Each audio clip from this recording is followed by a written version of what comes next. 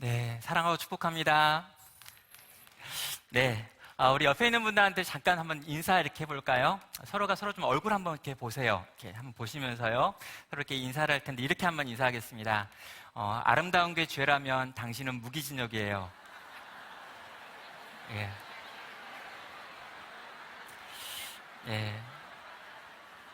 감사합니다. 네, 아름다운 게 죄라면 여러분은 정말 무기징역들입니다. 온통 다 감옥 갈 분들 여기 다 모여 계신 것 같은데요. 네. 네, 오늘은 세상을 사는 그리스도인이라는 제목으로요. 우리 다니엘서 6장 16절로 23절 말씀, 특별히 다니엘서 6장 전체 말씀을 함께 한번 살펴보도록 하겠습니다. 저는 지금 이제 청년들하고 12년 동안 이제 청년 사역을 하다가요. 지금은 9년 전에 한 교회에서 이제 부르심을 받아가지고 담임 목사가 돼서 9년차 담임 목회를 하고 있습니다. 그 기간 동안에도 청년들에 대한 마음이 늘 있어가지고요. 어찌할 건 간에 하나님의 말씀을 청년들에게 들려줘야지라고 하면서 열심히 청년들에게 계속 말씀을 전하는 중에 이번에 청년 다니엘 기도회에서 이 둘째 날 이렇게 말씀을 전할 수 있게 되었습니다. 제가 어떻게 말씀을 전하면 좋을까 이렇게 고민을 하고요. 여러 가지 생각을 많이 하면서 이제 어제 이제 또 어떤 말씀을 하시는지 우리 이렇게 최경환 대표님 말씀 이렇게 한번 들었거든요. 근데 이제 그분은 이렇게 이 강대상을 이용하시지 이 강대상에다 원고를 두고 이렇게 읽지 않으시더라고요. 저분은 좀 이렇게 굉장하다 이런 생각이 들었고요. 또 이렇게 막 돌아다니면서 말씀을 전하고 막 PPT를 사용하고 이래가지고 제가 그분을 보다가 마음이 좀 어려웠습니다. 말을 어떻게 잘하나, 사람이 또 이렇게 잘생겼나. 나중에 보니까 그분은 목사가 아니더라고요. 그래서 다행이다. 저분은 이제 사업을 하시고 이렇게 여러 가지 청년들하고 계속 만나는 일을 하시지만 저는 한 교회를 섬기고 있는 목사로서 하나님의 말씀을 가지고 좀 이 시간 좀 권하면 좋겠다라고 생각을 해서요. 아주 전통적인 이 설교의 방식으로 여러분과 함께 말씀을 좀 나누려고 하겠습니다. 우리가 포스트 크리스텐덤이라고 하는 이제 시대에 대한 말을 하고 있습니다. 이 백석대 역사신학 교수인 장동민 교수님은요, 2019년도 5월에 이 포스트 크리스텐덤 시대와 한국 기독교라고 하는 책을 쓰셨습니다. 그럼 이 책을 보면은요, 이 한국 사회가 굉장히 빠른 속도로 지금 변화되고 있다라고 이야기를 합니다. 그리고 이 교회가 이 변화되는 한국 사회의 속도를 따라가지 못한다면 이 쇠락을 피할 수 없다라고 책은 결론을 내리고 있죠. 이미 1990년대부터 한국 사회는 점점 이 크리스텐덤이라고 하는 기독교 왕국으로부터 멀어져 가고 있었다라고 설명을 합니다. 자, 이 포스트 크리스텐덤이라고 하는 말을 우리가 좀 이해를 하려면요, 먼저 이 크리스텐덤이라고 하는 말이 어떤 건지 좀 알 필요가 있는데요. 이 크리스텐덤이라고 하는 표현은 기독교 왕국 또는 기독교 세계라는 걸 의미하는 표현입니다. 여러분, 기독교 신앙이 그 나라의 법과 정치와 사회 이념과 도덕 관습과 문화 전반을 지배하는 사회라고 하는 걸 기독교 왕국, 크리스텐덤이라고 부른다는 거죠. 국가가 기독교와 기독교의 교리, 예배와 선교를 지지해주고 있는 구조를 갖고 있을 때 그 국가를 보면서도 크리스텐덤 국가라고 이야기를 하는 겁니다. 대표적인 경우가 이 구약의 이스라엘이라고 하는 나라입니다. 이스라엘은 재정 일치 국가였죠. 왕이 있습니다. 그러나 왕보다 더 중요하게 여호와가 우리의 왕이시다라고 하는 생각을 가지고 있었죠. 국가의 법이 있습니다. 그러나 그 법보다 더 중요한 율법이라고 하는 걸 가지고 있었죠. 세속에 있는 권력과 이 종교 권력이 하나가 되어 있는 모습을 이 구약 이스라엘은 보여줬습니다. 또 우리가 알고 있는 이 유럽의 중세를 생각해 봐도요, 이 중세 역시 교황과 왕들, 또 종교 권력과 세속 권력이 분리될 수 없는 것으로 완전히 연결되어 있었던 시대를 우리는 보고 또 이렇게 경험은 못 해봤군요. 아무튼 본 적이 있습니다. 자, 이런 사회에서 기독교적인 가치는 곧 정치 철학이 되는 거고요. 성경은 세상 위에 있는 법 위의 법으로 존재를 했습니다. 자, 한국 기독교는요, 이 초창기에 선교사들이 들어올 때부터 이 크리스텐덤의 영향을 받았습니다. 왜냐하면 한국에 온 선교사 대부분이 그 마음에 한국을 어떻게 생각했냐면요, 내가 한국에 가서 이 한국을 기독교 왕국으로 바꿔버리라라고 하는 생각을 가지고 이 땅에 왔기 때문입니다. 선교사들은 한국을 바라보면서 동양의 에루살렘을 꿈꿨던 거죠. 그래서 그들이 한국에 들어와서요, 단지 그냥 복음을 전하고 교회를 세우는 것으로 끝내지 않고요. 그들은 정치의 문제, 또 경제의 문제, 교육의 문제, 의료의 문제, 또 구제와 이 사회 이 제도들에 대한 여러 가지 고민들을 했고, 실제로 적극적으로 한국 사회에 개입을 했습니다. 그래서 한국에 기독교가 처음 들어와 가지고 세워진 그 교회는요, 실제로 독립운동과 같은 3.1 운동의 이 중심이 되기도 했고요. 많은 독립운동가들이 이 기독교의 영향 속에서 자랐던 사람들로 채워져 있는 것들도 보게 됩니다.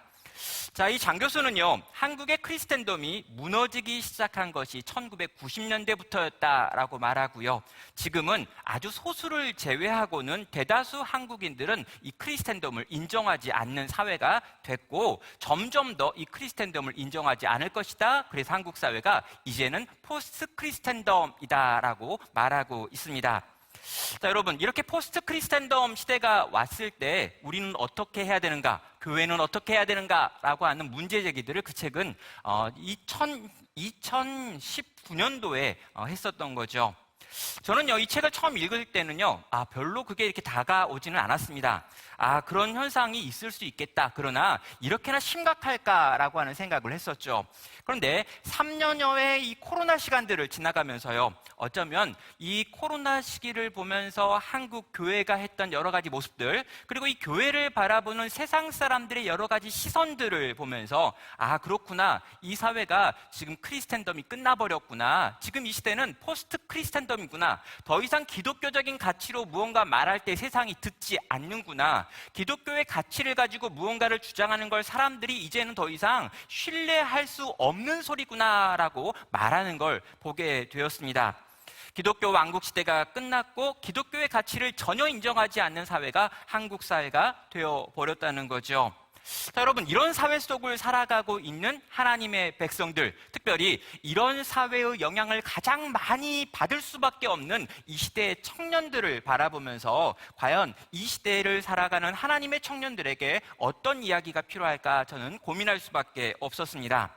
그리고요, 그런 고민 속에서 이 이야기, 이 인물이라면 우리에게 무언가 도움을 주겠구나라고 떠올랐던 인물이 있는데요. 바로 이 다니엘이라고 하는 인물이었습니다. 여러분, 이 대전환의 시기였습니다. 지금 이 한국 사회도 엄청난 전환을 경험하고 있는데, 똑같이 지금 이 북이스라엘과 남유다가 있고, 남유다라고 하는 하나님 나라의 마지막 귀족의 자식으로 자라다가 한순간에 바벨론의 포로로 끌려가서 왕궁에 살게 되어지는 이 급격한 변화를 경험했던 한 인물이 있는데, 그가 바로 다니엘이라고 하는 인물이라는 거죠. 하나님의 백성으로 율법을 잘 지키기만 하면, 율법에 있는 법칙대로 살기만 하면 훌륭한 신자고 훌륭한 시민이다라고 불려졌던 다니엘이라고 하는 한 인생이 한순간에 바벨론의 포로로 끌려가고요, 한순간에 하나님의 법이 전혀 통하지 않는 곳에 던져지게 되는 일이 일어납니다. 그리고 그는 그 세상이라고 하는 바벨론, 또 페르시아라고 하는 곳에서 그 나라를 섬기면서 그 나라에서 중요한 역할들을 감당하는 사람으로 평생을 살게 되지요. 자, 그런데요, 이 다니엘이 가지고 있는 특징이 뭐냐면, 그 세속 사회라고 하는 바벨론과 페르시아 속에 들어가서 그 땅을 열심히 섬기는 것과 동시에 그 세상 속에서 여전히 하나님 나라 백성의 정체성을 지켜내더라라는 것입니다. 저는 이거 보고요, 굉장히 감동을 받았어요. 자, 우리가 누구냐라고 말하고요, 하나님의 청년들은 이 세상을 어떻게 살아가야 되느냐라고 하는 질문에 대해서 지금 일반적으로 한 3가지 정도의 견해가 있습니다. 하나는 세상은 너무 악하고 더럽다, 무섭다, 끔찍하다, 그러니 이 세상으로부터 최대한 분리되어야 한다, 그래서 나의 거룩을 지켜야 된다라고 생각하는 사람들이 있습니다. 나는 정말 신실하게 살고 싶은데 이 세상은 전혀 나의 신실한 삶을 인정하지 않으니 이 세상을 떠나야겠다라고 하면서 신학교에 간다거나, 아니면 정말 교인들끼리만 모여 사는 어떤 곳에 간다거나, 아니면 나는 기독교 기업에 들어가야겠다라고 생각을 하면서 열심히 공부하고 애쓰는 분들이죠. 세상은 너무 악하니 내가 세상으로부터 분리되겠다라고 하는 생각입니다. 또 한쪽에는요, 이런 분들도 있습니다. 세상은 악하다. 그러나 나는 세상 속에서 살아야 되니 세상 속에서 열심히 세상을 살아야겠다라고 생각을 하는 거죠. 그래서 어떻게 됩니까? 세상 속에 들어가서 잘 적응했습니다. 그런데요, 그의 삶을 보면 그의 삶의 어떤 부분에서도 하나님의 백성의 정체성이 드러나지 않는 완전히 세속화되어 버린 그리스도인도 이쪽에 있는 겁니다. 여러분, 이쪽도 극단이고요, 이쪽도 극단입니다. 그렇다면 하나님의 백성들은 어디서 어떻게 살아야 되는 걸까요? 다니엘은 어떻게 살았던 걸까요? 저는요, 다니엘이라고 하는 인물이요, 세상 속에서 살았다라고 생각을 하고요, 그러나 세상 속에서 세상과 다른 삶의 방식을 선택하여 걸어갔다라고 생각을 하는 것입니다. 그래서 저는요, 이 제3의 길이 있고요, 이 제3의 길이 오늘날 이 시대를 살아가는 하나님의 청년들이 걸어가야 될 길이다라고 믿는다는 거죠. 세속화도 안 되고 이 세상과의 분리도 안 됩니다. 세상을 살되 세상과는 다른 성도가 걸어가야 될 제3의 길이 있고, 그 길을 걸어갔던 본이 바로 다니엘이기 때문에 오늘 이 시간에 하나님의 말씀 앞에 선 우리 모든 하나님의 청년들에게 이 다니엘에 대한 이야기를 들려주고 싶다는 거죠. 자, 그럼 저는요, 이런 고민 속에서 다니엘서 전체를 이제 강해를 했고요. 제가 얼마 전에 한 출판사에서 이 청년 서신이라고 하는 시리즈 안에서 오늘 설교의 제목과 똑같은 세상을 사는 그리스도인이라고 하는 제목으로 책을 출간을 했습니다. 이 다니엘서 전체를 15번에 걸쳐가지고 정리하고 나누고 마지막 12장에 있는 내용까지 정리를 했죠. 자, 저는요, 이 다니엘의 이야기를 여러분이 좀 알았으면 좋겠습니다. 그리고 1장부터 6장까지 나와 있는 다니엘이 살았던 삶의 여러 가지 이야기들을 여러분 배울 필요가 있고요. 동시에 이 7장부터 나오는 12장까지 다니엘이 봤던 환상의 내용들도 여러분이 좀 봤으면 좋겠어요. 정말 다니엘이라고 하는 인물이 또 새 친구라고 하는 그의 친구들이 어떻게 믿음으로 이 땅을 끝까지 완주할 수 있었는가, 7장 이후에 나와 있는 그 환상들이 그들로 하여금 그런 삶을 살게 했기 때문입니다. 저는요, 이 여러 가지 다니엘에 대한 이야기들 중에서 오늘은 특별히 6장에 있는 내용을 좀 살펴보려고 합니다. 이건요, 다니엘서 전체에서 가장 유명한 이야기이기도 하고요, 동시에 다니엘의 인생 속에서 가장 노년에 일어난 어떤 일이기도 하기 때문입니다. 여러분 다 알고 있는 다니엘이 이 사자굴에 들어가고요, 하나님께서 사자들의 입을 봉해가지고 다니엘을 하루 동안 지켜주시고 살려주시는 이야기죠. 자, 여러분, 이 장면은요, 너무나 유명하기 때문에 많은 사람들에게 영감을 줬고요, 특별히 이 그림을 그리는 분들도 이 다니엘이 사자굴에 들어갔던 것과 관련된 여러 편의 성화들을 그렸습니다. 그 중에 가장 유명한 작품 2가지만 좀 보려고 하는데요. 먼저 유명한 화가 루벤츠라고 하는 분이 그린 사자굴의 다니엘이라고 하는 작품이 있습니다. 굉장히 역동적으로 사자굴에 들어간 다니엘의 모습을 묘사하고 있죠. 네, 그런데요, 여러분 이 그림을 자세히 보고요, 또 성경을 자세히 읽어보시면 이 그림은 진짜 엉망진창이구나 라고 하는 걸 알게 됩니다. 혹시 여러분 가운데 루벤스를 좋아하시는 분이 있을 수 있지만, 이 시간을 들어서 제가 루벤스에게 어떤 특별한 감정이 있는 게 아니라 루벤스가 거의 성경을 읽지 않고 이 그림을 그렸다라고 하는 걸 좀 여러분에게 말씀드리고 싶습니다. 왜냐하면 여기에 나오는 이 다니엘의 특징이 뭐냐면요, 온몸이 근육질인 청년으로 그려놨습니다. 다니엘은 지금 나이가 80이 넘었단 말이에요. 80이 넘으면 그런 근육 없습니다. 여러분 40이 넘어가는 순간부터 근육은 계속 사라지기 시작한다는 거예요. 근데 여러분 다니엘은요, 그런 근육질의 청년이 아닙니다. 거기다가 여기 이렇게 딱 앉아가지고 있는데 뭔가 이렇게 간절히 하늘을 쳐다보고 기도하는 모습을 그려놨어요. 얼굴은 두려움에 쩔어 있습니다. 그리고 사자들은 막 입을 열어가지고 삼켜 먹으려고 하고 있는데 그런 장면 안 나온다고요. 성경을 보면요, 하나님께서 이미 천사를 보내서 사자들의 입을 봉해가지고 사자들은 다 입을 다물고 있고요, 다니엘은 아주 당당하게 사자굴에 들어갔고 사자굴에서 나오고 있지, 거기 들어가서 날 좀 살려주세요 간절히 하나님께 기도하고 하나님이 들으시고 살려주고 이런 이야기 없단 말이죠. 루벤스의 그림은요, 잘못된 그림의 대표적인 모습이고요, 성경을 거의 읽지 않은 채로 이 그림을 그렸구나 라고 하는 걸 보게 됩니다. 저는요, 굉장히 성경적인 성화도 있는데 이 브리튼 리비에르라고 하는 사람이 그린 왕의 질문에 대답하는 다니엘이라고 하는 그림이 있습니다. 이 그림 좀 보시면 느낌이 완전히 다르죠. 노년으로 다니엘을 그리고 있고요. 허리를 빳빳이 세우고 꼿꼿이 서 있는 이 두려움에 떨지 않는 얼굴로 지금 이 창밖을 보고 있는 다니엘의 모습을 그립니다. 심지어요, 여기 사자들이 여러 마리 있는데 자세히 보시면 사자들이 입을 열고 있는 애가 하나도 없습니다. 천사가 그 입을 봉했다라고 하는 걸 문자 그대로 적용해서 사자들이 입을 하나도 열지 못한 채로 다니엘 주변에 있는 모습, 그리고 사자들이 다니엘이 두려워가지고 다가가지 못하는 모습으로 지금 이렇게 그림을 그려놨다는 거죠. 사랑하는 청년 여러분, 저는요 오늘 이 그림에 나와 있는 이 이야기를 한번 같이 살펴보려고 합니다. 자, 우리는요 지금 노년의 다니엘을 만났습니다. 여러분, 한 인생을 평가할 때는요, 이 젊었을 때 그 인생을 평가하시면 안 됩니다. 20대 때 넌 성공했다, 실패했다를 나눠도 안 돼요. 30대도 안 됩니다. 40대도 안 돼요. 왜요? 앞으로 살아갈 시간들이 많이 있기 때문에 그 시간 속에서 어떤 인생이 될지 모른다는 거죠. 저는요, 여기 있는 청년들이 지금 자기 인생을 보면서 난 성공했다라고 말하는 것도 우습고요. 난 실패했다, 끝났다, 망했다라고 끝장내는 것도 너무 안 됐습니다. 왜냐면요, 여러분의 인생의 시간 속에서 나중에 보면 이제 목요일 날 100세가 넘으시는 우리 교수님도 오신다고 하는데, 여러분 그 100년 속에서 이제 겨우 우리가 25을 살았다라고 하면요, 여러분 12시간, 우리가 24시간을 산다라고 하면 기껏 한 9시밖에 안 산 거예요. 여러분 아직 출근도 안 했단 말입니다. 여러분의 인생을 출근도 하기 전에 끝장났다라고 결정하는 건 너무 비참하다는 거죠. 제발 여러분의 머리는 생각하라고 있는 거거든요. 여러분의 인생을 생각하시면서 잘 판단하시면서 아직은 내가 성공도 실패도 말할 단계가 아니구나라고 하는 생각을 여러분은 하셔야 합니다. 그렇다면요, 우리의 인생에 언제쯤에 좀 평가를 받으면 좋을까? 한 80 정도 돼서 그때쯤에는 내가 살았던 내 모든 인생이 좀 쌓여서 남겨져 있는 마지막 모습이 내 노년의 모습이기 때문에 내 노년의 모습을 통해서 나라고 하는 사람을 한번 볼 수 있다는 거죠.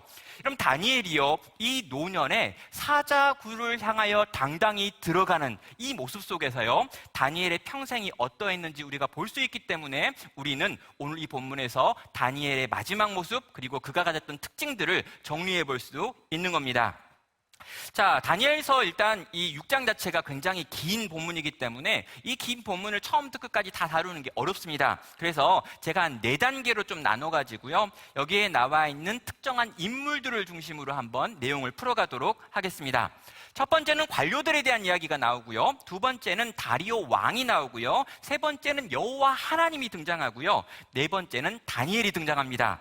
그런데요, 이 4가지를 다 다루면 너무 좋겠지만 제가 말씀을 전하다 보니 시간이 좀 부족하다. 그래서 관료들 일단 빼고, 그런 다음에 다리오, 하나님, 다니엘 이렇게 해가지고 이 3부류의 사람들에 대하여 한번 정리해 보도록 하겠습니다. 먼저 이 다리오에 대해서 한번 정리를 해보면요, 모든 것을 할 수 있으나 아무것도 할 수 없는 자라고 한 줄평을 써봤습니다. 그럼 다리오는요, 그냥 굉장히 기분이 좋았습니다. 자신의 신하들이 한꺼번에 몰려들어와서 자신을 높이는 특별한 법안을 하나 통과시키려고 제안을 했기 때문인 거죠. 그들이 했던 제안은 7절에 나옵니다.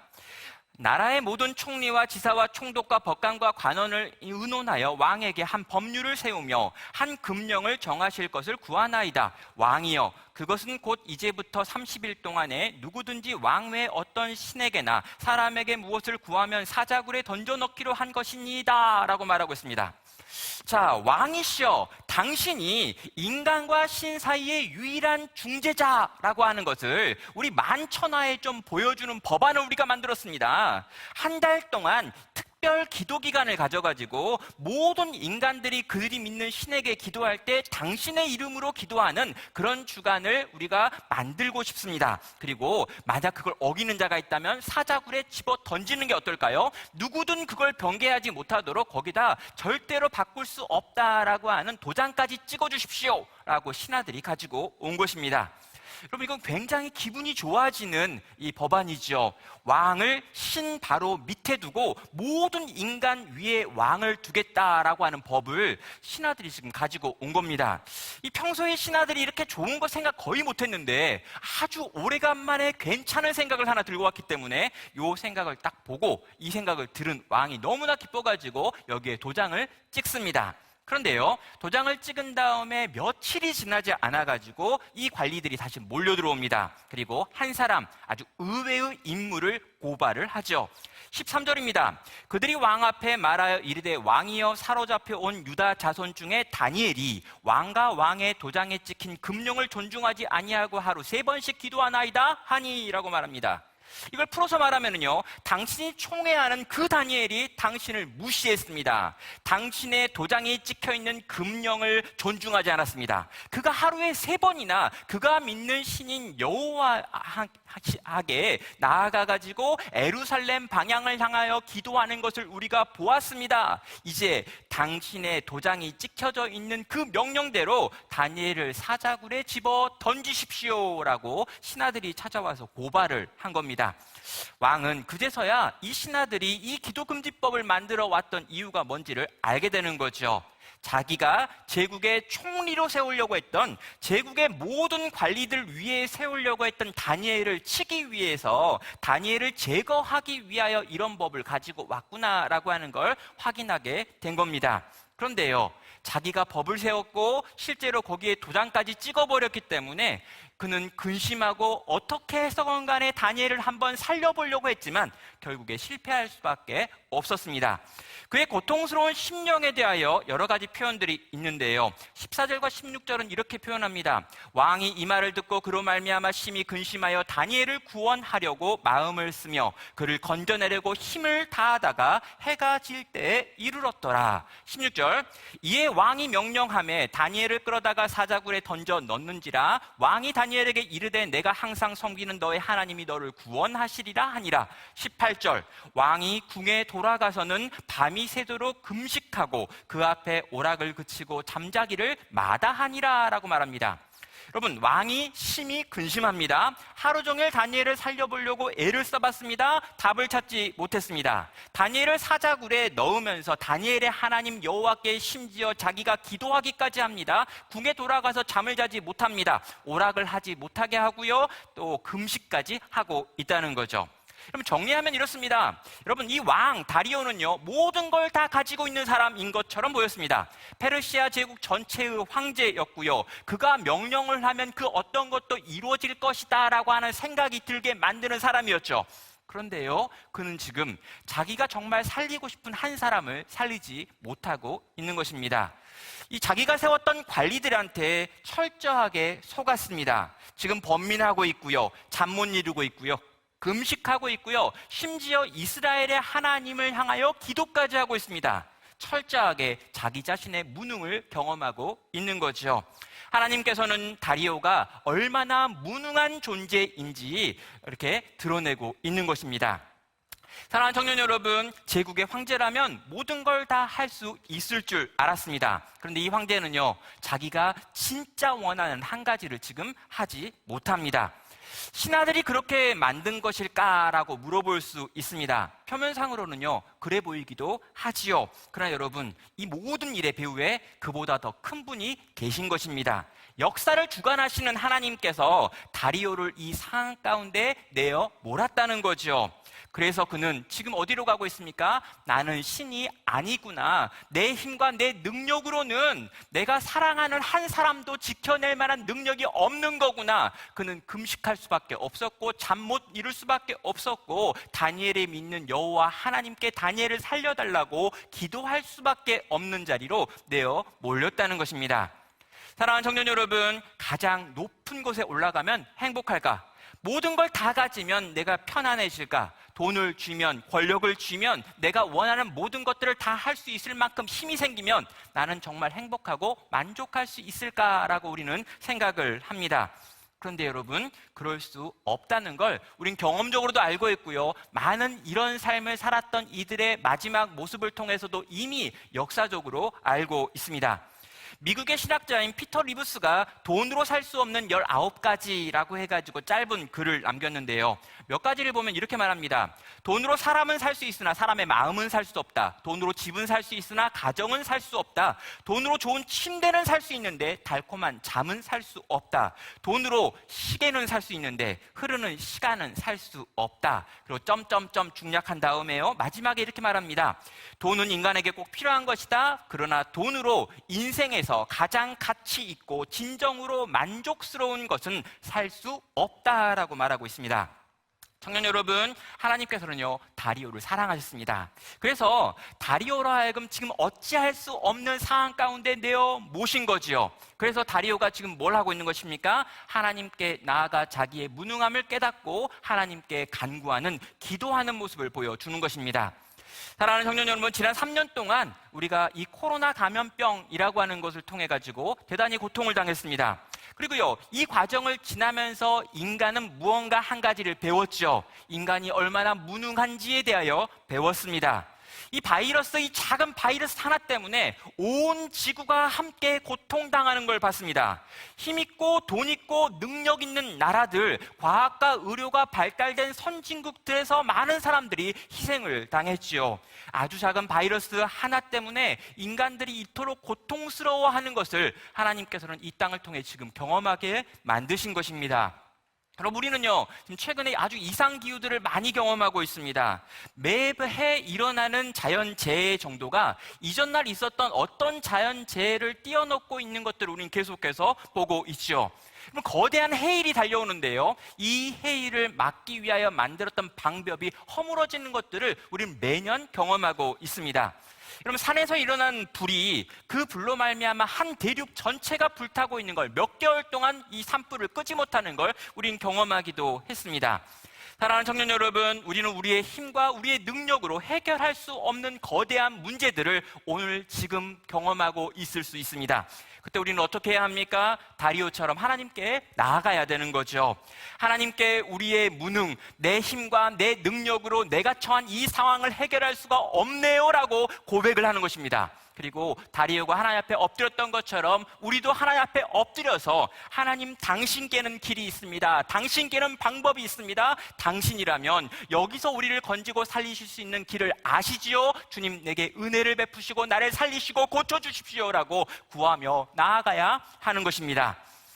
두 번째로 우리가 배워야 될 건요, 하나님이십니다. 근데 여기 하나님은, 제가 갖고 있는 이 책에는요, 이미 내려오신 하나님, 이미 우리 가운데 오신 하나님이라고 한 줄로 평해 놨죠. 그럼 하나님은요, 이 모든 일을 지금 진행하고 계시고 보고 계셨습니다. 그런데요, 지금 하나님이요, 다니엘이 사자굴에 집어 던지짐을 당하는 그 순간까지 실제 아무 일도 하고 있는 것 같아 보이지 않는 것, 이게 문제인 거죠. 그럼 페르시아 관리들이요, 모여가지고 이 다니엘을 어떻게 감옥에 집어넣고 다니엘을 어떻게 처리하자라고 하는 걸 계획하고 있을 때 하나님은 개입할 수 있었습니다? 개입하지 않았습니다. 또 여러분, 이 멍청한 왕이 속아 넘어가는 과정에서 하나님이 개입해가지고, 야 왕아 제발 좀 생각 좀 해라 경고하셨더라면 왕 이렇게 넘어가지 않았을 텐데 하나님은 그때도 가만히 계셨습니다. 또 다니엘이 사자굴에 던져질 때도 하나님은 가만히 계신 것 같아 보였습니다. 그럼 우리가 다니엘서를 계속 읽다 보면은요, 하나님은 지금 침묵하고 계신 것 아니냐, 하나님이 지금 잠들어 계신 것 아니냐라고 하는 생각이 들 만큼 하나님이 아무것도 하고 있지 않는 것처럼 보이는 부분들이 많이 있다라는 거죠. 여러분, 다니엘서 전체가 보여주는 하나님의 모습이기도 합니다. 멍청한 왕이 금식하면서 하나님께 은혜를 구했습니다. 하나님은 대답하지 않으셨습니다. 기도 금지령이 내려진 것을 다니엘은 알고 있음에도 불구하고 하나님께 나아가 기도했습니다. 그런데 늘 기도하던 그 장소에서 기도하던 다니엘에게도 하나님은 다니엘을 지키고 보존하는 일을 하지 않으셨습니다. 자, 여러분, 하나님은요, 지금도 멈춰 계시는 것 같고 잠들어 계시는 것 같고 아무 역사에 개입을 하지 않는 것 같고 우리의 인생 가운데 찾아와 우리를 지키거나 보호하지 않으시는 것 같은 때를 경험하는 분이 여기에 있을 수도 있다는 거죠. 자, 그런데요, 다음 날이 되었습니다. 다니엘의 생사가 궁금했던 이 다리오가 새벽 일찍 사자굴에 와서 다니엘을 향해서 소리를 냅니다. 이 10절은 말합니다. 다니엘이 든 굴에 가까이 이르러 슬피 소리질러 다니엘에게 묻되 살아계시는 하나님의 종 다니엘아, 내가 항상 섬기는 내 하나님이 하나님 사자들에게서 능히 너를 구원하셨느냐라고 질문을 하고 있습니다. 자, 여러분, 다리오가요, 이 왕이요, 이 다니엘이 거기에서 살아 있을 것이다 라고 생각을 하면서 이 굴 안으로 소리를 낸 걸까요? 근데요, 아닌 것 같습니다. 왜냐하면 여기 앞에 보면요, 굴 가까이에 이르러서 슬피 소리질러 다니엘에게 묻대라고 하면서 이 왕의 목소리가 슬펐다라고 하는 게 지금 표현되고 있기 때문인 거죠. 지금 왕은요, 포기한 겁니다. 내가 기도하기는 했지만 다니엘이 사자들에게 이미 먹혔을 것이다 라고 생각을 하는 거예요. 그러나 혹여나 또 어떤 기적이 일어나서 다니엘이 살아있으면 너무 좋겠지만 살아있을 가능성이 없다라고 하는 게 다리오 왕이 가지고 있던 생각이었습니다. 그래서 슬픈 목소리로 넋두리 하는 것처럼 다니엘을 향해서 이렇게 말했던 거죠. 근데 그때 사자굴에서 다니엘의 목소리가 들립니다. 21절입니다. 다니엘이 왕에게 아뢰되 왕이여 원하건대 왕은 만수무강하옵소서. 나의 하나님이 이미 그의 천사를 보내어 사자들의 입을 봉하셨으므로 사자들이 나를 상해하지 못하였사오니 라고 말하고 있습니다. 여러분, 다니엘이 뭘 말하고 있습니까? 이 사자굴에 하나님께서 이미 천사를 보내셔서 나를 지키기로 하셨고 나를 지켜내셨습니다 라고 말하고 있는 거죠. 여러분, 다니엘의 하나님은요, 다니엘이 사자굴에 들어가기 전에 이미 사자굴에 천사를 보내신 분이신 것입니다. 어떤 사자도 다니엘을 상하게 하지 않게 하시려고 하나님께서 이미 사자굴에 오셔가지고 조치를 해 놓으셨다라는 거죠. 그리고 이미 하신 그 조치들로 말미암아 이 모든 상황은 뒤집어집니다. 죽을 줄로 알았던 다니엘은 살고요, 다니엘을 해하려고 했던 관리들이 이 사자들에 의하여 죽임을 당하는 거죠. 하나님께서 이 모든 상황을 뒤집어 엎어 버리시는 것입니다. 어디에 계시는지 알 수 없었던 그 하나님, 숨어 계시는 것 같아 보였던 그 하나님, 잠들어 계신 것 같은 그 하나님께서 갑자기 기지개를 펴시면서 일어나시더니 모든 상황을 뒤집어 엎으시는 하나님의 역전의 이야기가 여기에 나오는 것이죠. 자, 여러분, 우리가요, 이 다니엘서를 통해서 경험하게 되어진 하나님, 그리고요, 우리가 인생에서 만나는 하나님도 마찬가지인데요, 하나님은 역전의 하나님이십니다. 하나님이 때로는 없는 것 같습니다. 여러분, 느부갓네살 왕이요, 이 이스라엘을 멸망시켜 버렸습니다. 여러분, 느부갓네살이요, 이 성전을 허물어 버렸습니다. 거대한 제국 곳곳으로 흩어져 버린 이스라엘에게는 아무런 소망도 없어 보였습니다. 수많은 기도가 열매 맺지 못하고 땅에 떨어져 버린 것 같았습니다. 눈에 보이는 모든 것들이 다 끝나버리는 것 같은 상황이었죠. 근데 여러분, 이 이야기는 뭘 보여줍니까? 모든 게 다 끝난 것 같고 망한 것 같고 더 이상 답이 없는 것 같은 그 상황이 끝나는 상황이 아니라는 걸 보여줍니다. 왜요? 하나님은 역전의 하나님이시기 때문입니다. 하나님은 이미 그 자리에 들어오셔서 당신의 구원을 행하고 계시는 분이라는 거죠. 여러분, 하나님께서 왜 이런 식으로 일을 행하시는 걸까요? 그럼 시편 102편 15절은 이렇게 말합니다. 이에 문 나라가 여호와의 이름을 경외하며 이 땅의 모든 왕들이 주의 영광을 경외하리니 라고 말합니다. 하나님께 뭔가 계획이 있는데요, 그 계획은 뭐냐면 하나님께서 위대한 역전의 이야기를 만들어내셔가지고 문 나라가 여호와의 이름을 찬양하고 경외하고 이 땅에 있는 모든 왕들이 주의 영광을 드러내게 만드는 그런 일을 하나님은 계획하셨다는 거예요. 하나님의 백성인 이스라엘만 하나님을 향하여 찬양하는 게 아니라, 이스라엘의 왕만 하나님을 향해 찬양하는 게 아니라 문 나라와 모든 이방의 왕들마저도 하나님을 찬양하게 만드실 계획이 그분에게는 있었다는 거죠. 그러면 시편 기자를 통해 가지고요, 이런 일들이 일어날 것이다 라고 하는 걸 예견했던 하나님, 이 성경은요, 이 포로된 이스라엘 백성들을 통해 가지고 그들을 점령하고 있는 제국의 왕들의 입술을 통해서 영광을 받으시는 모습을 오늘 다니엘서를 통해서 보여주고 있는 것입니다. 이분이요, 우리가 믿는 하나님인 거죠. 그럼 때로요, 우리의 인생이 뭔가 잘 안 풀리는 것 같다라고 느껴지는 때가 있습니다. 하나님이 숨으신 것 같고 잠들어 있는 것 같다라고 하는 두려움이 밀려올 때가 있어요. 하나님이 계시다는 건 알지만 그분이 날 사랑하신다는 건 모르겠다. 도대체 날 좀 도와줬으면 좋겠는데 언제까지 내가 요 모양 요 꼴로 이렇게 살아야 될까라고 생각되어지는 그런 때가 있다라는 거죠. 근데 여러분, 그때 여러분 기억하십시오. 하나님은 역전의 하나님이십니다. 하나님은요, 이미 내가 고통스러워하는 내 그 진창 바닥에 내려오셔서 거기서 뭔가 일을 하고 계시는 하나님이라는 거죠. 하나님은 우리를 내버려 두지 않으십니다. 우린 좀 물어보고 싶을 때가 있어요. 왜 하나님은 이렇게 역전의 하나님으로 일하십니까? 라고 하는 질문이죠. 그냥 처음부터 잘해주면 되는데 왜 이렇게 꼬고 꼬았다가 막판에 인생이 막 풀리는 이런 걸 경험하게 하시는 걸까요? 라고 우리는 좀 질문할 수 있어요. 여러분, 이 질문에 대해서 전 대답할 수 있습니다. 하나님이요, 우리가 처음부터 끝까지 계속 그냥 잘 되면요, 처음부터 끝까지 한 번도 어려움이 없으면요, 우리는 어떻게 하냐면요, 하나님을 찬양하지 않습니다. 왜 그럴까요? 만약 영화를 한번 본다고 생각해요. 영화를 여러분이 이따 봤는데 영화 시작할 때 주인공이 나오고 나쁜 놈이 나왔습니다. 시작할 때 주인공이 나쁜 놈을 때려서 이겼어요. 근데요, 계속 이겨요. 한 번도 위기가 안 와요. 그냥 처음부터 끝까지 2시간 반 동안 이 착한 편이 나쁜 놈을 계속 이겨요. 끝까지 이겨요. 계속 이겨요. 여러분, 그 영화 아무도 안 봐요. 그 영화 보면서 우와, 이런 거 없어요. 처음부터 이겼는데 뭐 위기가 안 와? 아니, 더 센 놈 안 나오는 거야? 계속 우리 편이 이겨? 이상하네? 재미가 하나도 없네? 그리고 나온 다음에 절대로 이 영화 보지 마세요. 시간이 아깝습니다. 별 0 이렇게 해가지고 막 주는 거죠. 하나님은요, 그거 안 좋아하시는 거예요. 하나님은요, 우리를 만드시면서 우리에게 가지신 계획과 꿈이 있습니다. 뭐냐면요, 하나님이 찬양을 받으시기 위해서, 하나님이 하나님의 영광을 우리가 막 찬양하고 기뻐하고 즐거워하는 걸 보기 위해서 우리를 지었다고 그랬어요. 그렇다면요, 우리 인생에 역전의 이야기가 있어야 되는 거죠.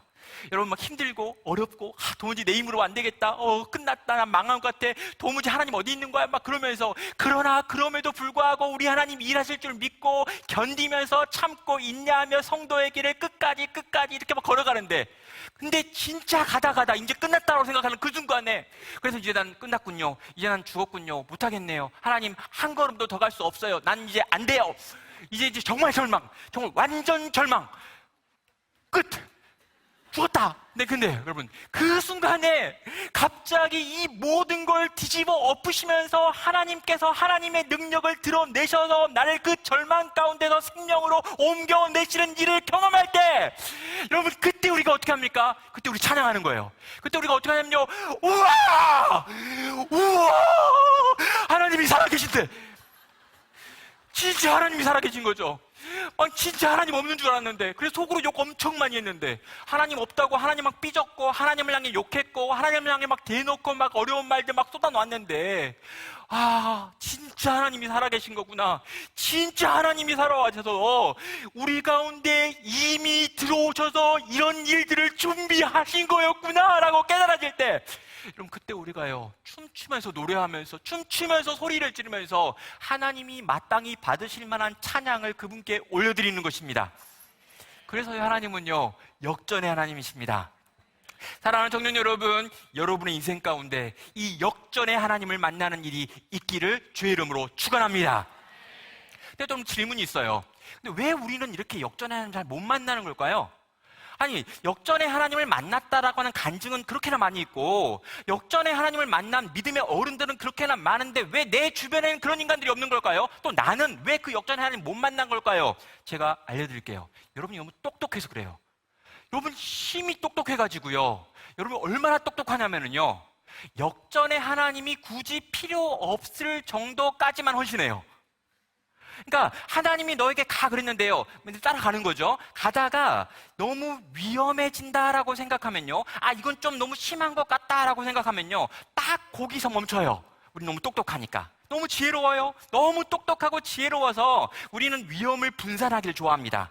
한 곳에 몰았다가 다 날아가면 안 되기 때문에 적절하게 배분해가지고 나의 안전을 지키고 싶어 하는 거죠. 어떤 일이 벌어집니까? 역전의 하나님을 만날 만큼 그분에게 나의 삶을 던져본 적이 없기 때문인 거죠.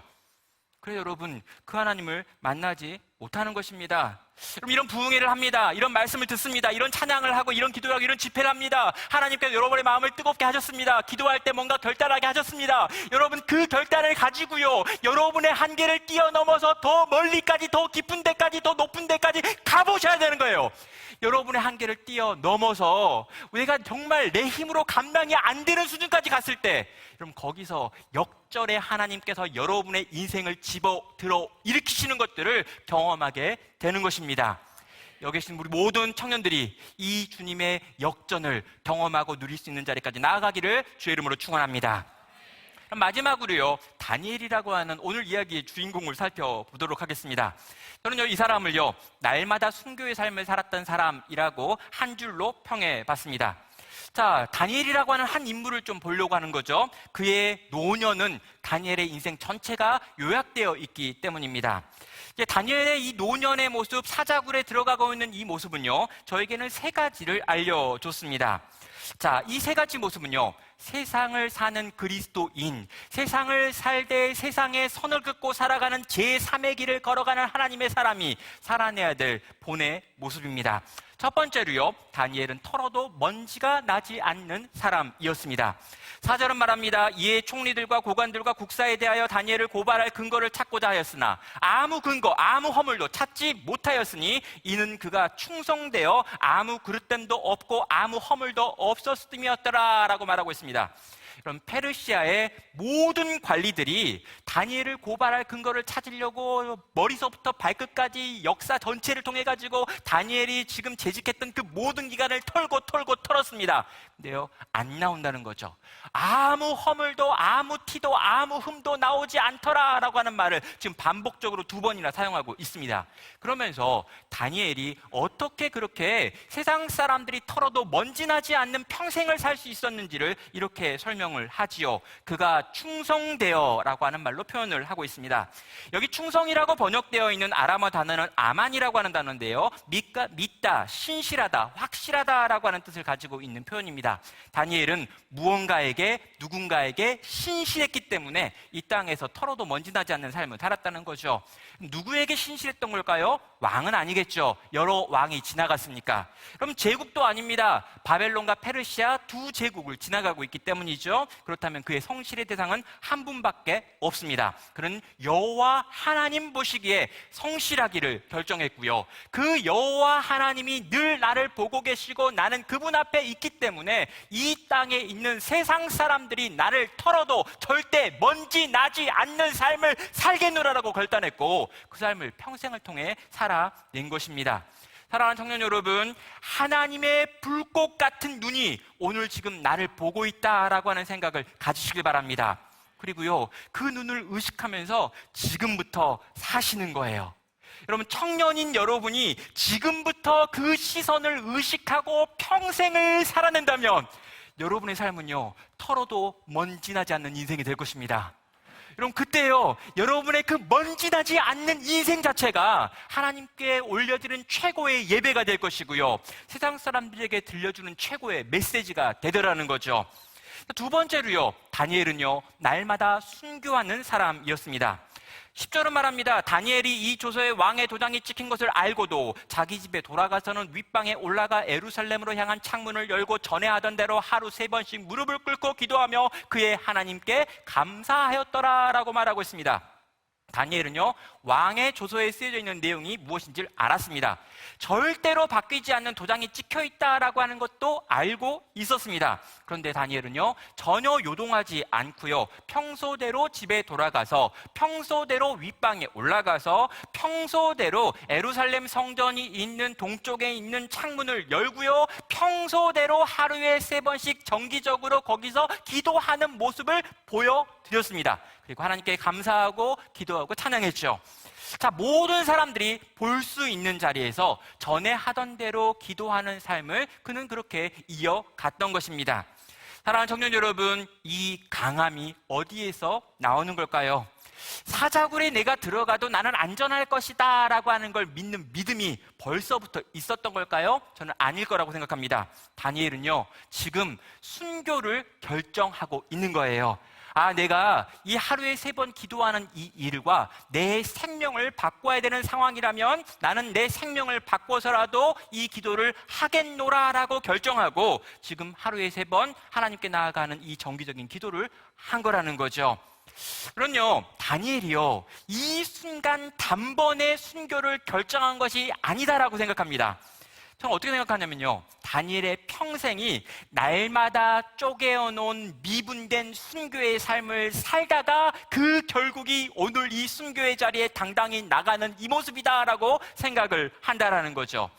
여러분, 순교라는 게 있습니다. 우리의 생명을 하나님께 드리는 거죠. 근데 여러분, 우리의 생명을 주님께 드리는 건요, 때로는 대단히 쉬워 보일 수 있습니다. 내 생명 주님께 드리리 꽉꽉. 여러분, 이렇게 생명을 드리는 건요, 한번 마음을 먹고요, 분위기가 좀 되고요, 주변 분위기가 괜찮으면 그렇게 할 수 있다는 거예요. 다니엘은요, 그런 식으로 순교를 생각한 게 아닙니다. 다니엘이 하나님 앞에서 뜻을 세운 이후에 날마다 그의 삶 전체는 날마다 쪼개어 놓은 순교의 삶을 사는 것이었습니다. 그러면 순교가 뭡니까? 하나님께 나의 시간을 드리는 거고요, 나의 생명을 드리는 거고요, 나의 능력을 드리는 거고요, 내 물질을 드리는 겁니다. 근데요, 다니엘은요, 그의 평생을 통해서 날마다 쪼개어진 순교를 차근차근 끝까지 쌓아놓는 삶을 살아가다가 이제 그에게 주어진 시간이 왔고, 그가 이제 자기의 생명을 내어놓아야 될 시간이 왔을 때 당당하게, 기쁘게, 즐겁게 순교를 향해 발걸음을 옮기고 있다라는 거죠. 사랑하는 여러분, 성도의 삶은요, 날마다 매일 작은 순교를 쌓아가는 삶입니다. 그럼 주님 때문에 포기하는 것이 있다면, 내가 주님 때문에 무언가 내려놓는 것들이 있다면 여러분, 그건 작은 순교들입니다. 시간을 내어놓고, 기회를 내려놓고, 물질을 내려놓고, 그렇게 나를 위해 사는 것이 아니라 주님을 위해 살기 위하여 쓴 모든 것들은 다 쪼개어 놓은 미분된 순교의 삶이라는 거죠. 하나님의 말씀을, 법을 따르기 위하여 포기한 것들, 하나님을 위하여 내어놓는 그 모든 것들이 다 순교라는 겁니다. 그리고 여러분, 이 작은 순교들이 쌓였을 때, 이 작은 순교들이 찼을 때 하나님께서는 때로 우리에게 우리의 생명을 내어놓는 순교도 요구하시고요. 그리고요, 주님이 그때쯤 그렇게 내 생명을 요구하시면요, 우린 기쁘고 감사하고 즐거워하면서 그 순교의 잔을 마실 수 있다라는 거죠. 사랑하는 청년 여러분, 우리의 작은 순교가 쌓여 결정적인 순간에 우리의 믿음을 드러낼 수 있는 하나님의 청년 되시기를 주님의 이름으로 축원합니다. 마지막으로요, 다니엘의 3번째 특징은요, 오직 하나님께만 영광 돌리는 사람이었다라고 하는 특징을 가지고 있습니다. 22절은 말합니다. 나의 하나님이 이미 그의 천사를 보내어 사자들의 입을 봉하셨으므로 사자들이 나를 상해하지 못하였사오니 라고 말하고 있습니다. 자, 사자굴에서 울려 퍼진 이 다니엘의 목소리입니다.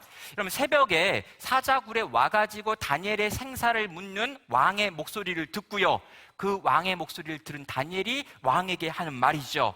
하나님이 이미 나를 구원하시기 위하여 일을 행하셨습니다 라고 하는 하나님께 영광을 올려드리는 고백을 지금 왕에게 하고 있는 거죠. 자, 여러분, 다니엘이요, 내가 만약에 다니엘이었다라고 하면은요, 인류 역사상 사자굴에 들어가서 사자들과 하루 동안 동침하고 살아나온 첫 번째 사람이 되는 거잖아요. 그러면요, 좀 이렇게 자랑스러울 것 같아요. 좀 이렇게 뭔가 당당하고 좀 뭔가 기분이 좋고 내가 이런 사람이야 라고 좀 과시할 것 같습니다. 그런데요, 다니엘은 이 순간에 자기를 드러내지 않습니다. 자기를 향해서 전혀 드러내지 않고 그가 하고 있는 말의 내용이 무엇입니까? 구원은 하나님께만 속한 것입니다. 하나님이 이미 내 안에 들어오셨고 우리 안에 들어오셨고 사자들의 입을 봉하셨으므로 나를 살리셨습니다 라고 하는 그분을 향한 찬양의 고백이 되는 것입니다. 여러분, 세월이 지나가면 지나갈수록이요, 뭔가 이룬 성취가 많으면 많을수록이요, 우리의 자랑은 줄어들어가야 합니다. 신앙이 깊어져 가면 깊어져 갈수록이요, 우리를 통해서, 나를 통해서 주님이 드러나고요, 나는 그 앞에서 사라져 가야 한다는 거죠. 이전에 제가 가르쳤던 한 청년 제자가요, 저한테 물었습니다. 목사님은 나중에, 이렇게 안 물어보고요. 그 친구는 좀 이렇게 어린 친구여가지고요. 목사님은요, 나중에 어떻게 기억됐으면 좋겠어요? 이렇게 물어봤어요. 너무 귀여워가지고 제가 그 청년한테 어떻게 대답을 해줄까 고민하다가 잘 생각해가지고 좀 이렇게 겸손하면서도 좀 멋있는 대답을 제가 했습니다. 나는 그냥 목사로 기억되면 좋겠어. 그냥 좋은 목사로 기억됐으면 좋겠어. 이렇게 대답을 했어요. 굉장히 좀 겸손한 대답인 것처럼 이렇게 느껴졌죠. 근데 제가 그 이야기를 이제 제 후배 목사랑 같이 하다 보니까 후배 목사도 똑같은 질문을 청년들한테 받았다는 거죠. 근데 그 청년이 자기한테 똑같이 질문했대요. 목사님은 나중에 어떻게 기억됐으면 좋겠어요? 이렇게. 근데요, 그 후배 목사가 제가 듣기에 너무 충격적인 이야기를 했습니다. 그리고 그 말을 듣는 순간에 제가 너무 부끄러워졌어요. 그 후배 목사는요, 이렇게 대답을 했습니다. 애야, 나는 기억되고 싶지 않아. 오직 내가 전한 그리스도만 기억하렴. 와, 제가 완전히 패배했어. 패배감 완전. 와, 나는 기억되고 싶지 않아. 내가 전한 그리스도만 드러나기 원해. 와, 그 뒤에 누가 저에게 물어보면 저 똑같이 말합니다. 나를 기억하지 마. 내가 전한 말씀만 기억해. 여러분, 저를 기억하지 마세요. 제가 전한 다니엘만 기억해 주세요. 예.